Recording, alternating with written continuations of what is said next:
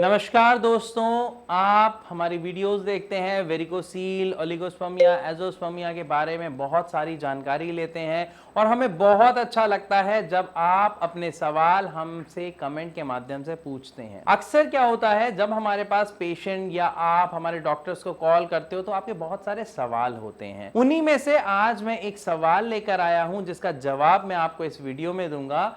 जो हमारे एक पेशेंट ने पूछा था कि क्या वेरिकोसील के पेशेंट की सेक्स पावर कम हो जाती है या वेरिकोसील होने के कारण सेक्स पावर में कमी देखने को मिलती है या ऐसी कोई दिक्कत आती है। तो चलिए आज इसको समझते हैं कि सच में दिक्कत आती है या नहीं, और अगर आती है तो क्यों, और नहीं आती तो क्यों नहीं। क्योंकि अगर आप इसको समझेंगे, आप अपनी बीमारी को समझेंगे ना, तो आप बेहतर समझ पाएंगे कि सच में ऐसा होता है या नहीं होता। क्योंकि किसी भी उड़ती हुई बात को सुनने से, किसी के मुंह से सुना और आपने यकीन कर लिया, ये गलत है। हमें क्या करना है, हमें फैक्ट्स पे जाना है, हमें समस्या को समझना है ताकि हम समझ सके इसमें किस तरीके की चीजें एक पेशेंट को देखनी पड़ती हैं, जिसका सामना करना पड़ता है, और कौन सी नहीं। असल में जब किसी को भी वेरिकोसील होता है तो समस्या आती क्या है कि जो हमारे टेस्टिकल्स में जो वेन्स, जो आर्टरीज आ रही होती हैं, जिसमें से एक साफ ब्लड आ रहा होता है, साफ खून, ऑक्सीडाइज्ड ब्लड आ रहा होता है, और वहीं से टेस्टिकल्स उस ऑक्सीजन को यूज करते हैं और उसके बाद बाकी बचा हुआ ब्लड दोबारा ऊपर जा रहा होता है। ये एक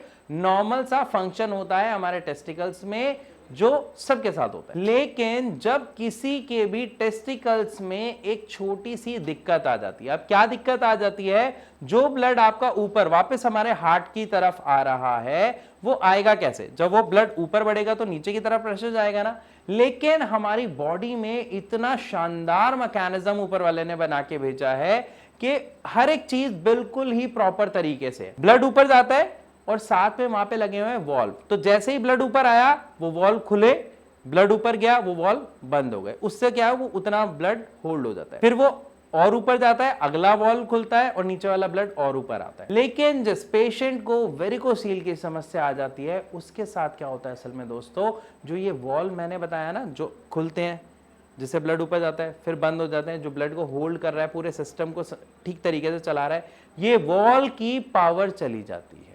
ये वॉल्व अपना काम ठीक तरीके से करना लगभग बंद कर देते हैं या बहुत कम कर देते हैं, जिसकी वजह से क्या होता है, ना तो ये वॉल्व प्रॉपर खुल रहे हैं, ना बंद हो रहे, ये ढीले पड़ गए। तो ब्लड ऊपर जा रहा है जितना जा पा रहा है, बाकी फिर नीचे की तरफ प्रेशर बन रहा है। तो जब ये ब्लड नीचे की तरफ प्रेशर बना रहा है, उससे देखने को क्या मिलता है कि वेरिको वेन जो है उस पे प्रेशर आ रहा है, जहां पर वो फूलना शुरू हो जाती है, जिसको हम बोलते हैं वेरिकोसील।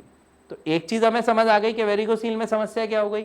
अब जब वेरिकोसील की यहां पर किसी को भी समस्या आ गई तो क्या दिक्कत देखने को मिल रही है कि वो जो प्रोसेस था ब्लड के चलने का, वो उतने अच्छे तरीके से नहीं चल पा रहा जो पहले चल पा रहा था। जिसके कारण क्या होता है, एक दिन, 2 दिन, 1 महीने, 2 महीने या 6 महीने में नहीं, काफी समय में जब ऐसा देखते हैं कि हमारे टेस्टिकल्स को प्रॉपर ऑक्सीजन नहीं मिल रही, प्रॉपर फूड नहीं मिल रहा, यानी न्यूट्रिशन नहीं मिल पा रहा, तो टेस्टिकल्स में प्रॉब्लम आनी शुरू होती है, यानी एट्रोफी। लेकिन ये केस भी बहुत कम को होता है। अगर मैं कहूं 100 में से कितने लोगों को वेरिकोसील के साथ साथ एट्रोफी का केस आना शुरू हो जाता है, तो शायद 1 या मुश्किल से 2, इससे ज्यादा को नहीं। तो यहां पर हमें क्या समझना है कि टेस्टिकल्स को अगर प्रॉपर न्यूट्रिशन नहीं मिल रहा तो एट्रोफी होती है। एट्रोफी यानी सिकुड़ने शुरू हो जाते हैं, जिसकी वजह से सेक्सुअल इशू आ सकता है या फिर देखने को मिलता है। लेकिन मैंने आपको पहले ही बता दिया, ये बहुत लंबा समय लेता है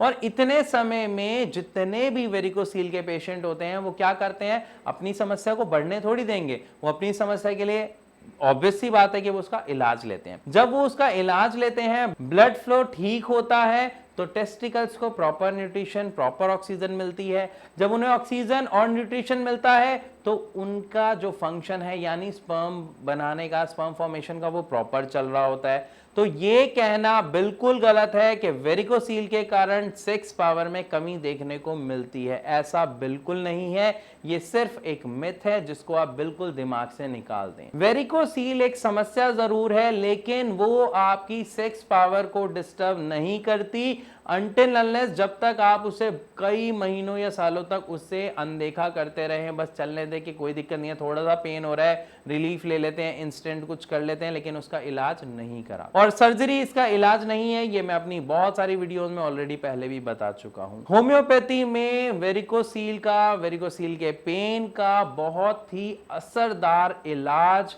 है। बहुत सारे हमारे ऐसे पेशेंट्स हैं जिन्होंने हमारे से ट्रीटमेंट शुरू करके अपनी इस प्रॉब्लम में बहुत ही आराम पाया है और आज वो बहुत अच्छी लाइफ जी रहे हैं, उन्हें किसी तरीके की कोई दिक्कत नहीं है। तो आई होप इस पूरी वीडियो से आपको समझ आया कि वेरिकोसील के कारण आपकी सेक्स पावर में कोई फर्क नहीं आता है, लेकिन फिर भी अगर वेरिकोसील से जुड़ा कोई भी सवाल आपके मन में है, वेरिकोसील के कारण से अगर कुछ ऐसा होता है वैसा होता है, जैसे अभी हमारे एक पेशेंट ने यही सवाल पूछा था कि सेक्स पावर कम होती है क्या, तो अगर इस तरीके का कोई भी सवाल आपके मन में है तो आप हमें बेझिझक कमेंट में लिखकर पूछें, या फिर आप नीचे दिए गए नंबर पर कॉल करके डायरेक्ट हमारे डॉक्टर से फ्री ऑफ कॉस्ट कंसल्ट करें और अपनी टेंशन को दूर करें, ताकि आप सबसे पहले स्वस्थ हो पाए, सही ट्रैक पर चल पाए और सही ट्रीटमेंट ले पाए। तो अब इसी के साथ मैं आप सबसे चलने की इजाजत चाहूंगा, मिलूंगा अपनी अगली वीडियो में, तब तक के लिए नमस्कार।